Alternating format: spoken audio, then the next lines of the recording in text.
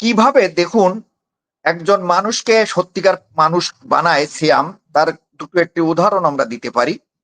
আমি যে আয়াতটা দিয়ে আমার আলোচনা শুরু করেছি সেখানে বলা হচ্ছে, হে তোমরা যারা ঈমান এনেছো, ইয়া আইয়ুহাল্লাযীনা আমানু কুতিবা আলাইকুমুস সিয়াম, তোমাদের উপরে সিয়াম নামক এই ইবাদতকে ফরজ করা হয়েছে যেমন তোমাদের পূর্ববর্তীদের উপর ফরজ করা হয়েছিল।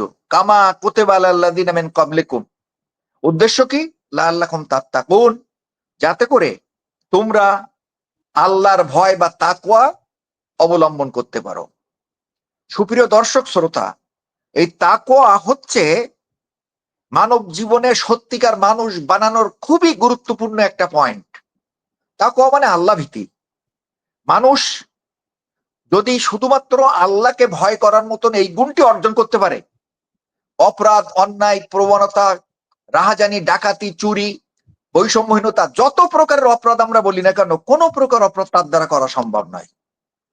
র‍্যাব বলি, চিতা বলি, কোবরা বলি, অথবা অন্য কোনো সেনাবাহিনীর সদস্যদেরকেও যদি কারোর পিছনে লাগিয়ে রাখা হয়, সে সুযোগ বুঝে কোনো না কোনো ভাবে অপরাধ অন্যায়ের ভিতরে জড়াতে পারে। কিন্তু আল্লাহর ভয় যদি কারোর মনের ভিতরে গেঁথে দেওয়া যায়, ঢুকিয়ে দেওয়া যায়, তাহলে সে আল্লাহর ভয়ে যে আল্লাহ তাকে দেখতেছেন, কিয়ামতে তাকে অবশ্যই জিজ্ঞাসাবাদের মুখোমুখি হতে হবে, এমন একটি চিন্তা, চেতনা এবং উপলব্ধি থেকে তার দ্বারা আর অপরাধ করা সম্ভব নয়।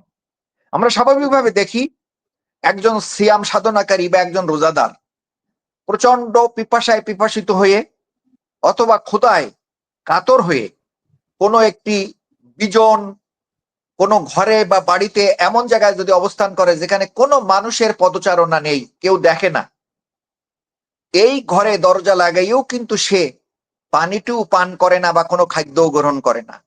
কি জন্য করে না? করে না এই জন্যই যে তার উপলব্ধিতে একটি বিষয় সুন্দরভাবে কাজ করে যে আমি এই বাসাতে বা এই বাড়িতে গোপনে থাকলেও, কেউ আমাকে না দেখতে পেলেও, আরশে আযিমের মালিক আল্লাহ রাব্বুল আলামিন তো আমাকে দেখতেছেন।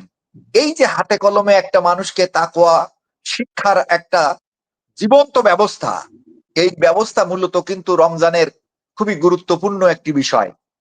সত্যিকার অর্থে যদি আজকের এই রমজান আমাদের সকলের মনের ভিতরে এই তাকওয়া নামক যে গুণটি, এই গুণটি যদি বসিয়ে দিতে পারত, ঢেলে দিতে পারত মনের কোণে, এইটাকে যদি বসিয়ে সুন্দরভাবে এটাকে প্র্যাকটিস করার জন্য পথ-পড়া তৈরি করে দিতে পারত, তাহলে কিন্তু আমরা প্রকৃত মানুষ হতে পারতাম। আর আজকের আমরা অমানুষের যে সমস্ত বিষয়াদিগুলো সমাজে দেখতে পাচ্ছি, এইগুলো আমাদেরকে দেখতে হতো না। আর একটু যদি বলি যে এই সুন্দর কর্মশালা হাতে কলমে কিভাবে শিক্ষা দেয়, আমরা একটা হাদিসের দিকে যদি যাই,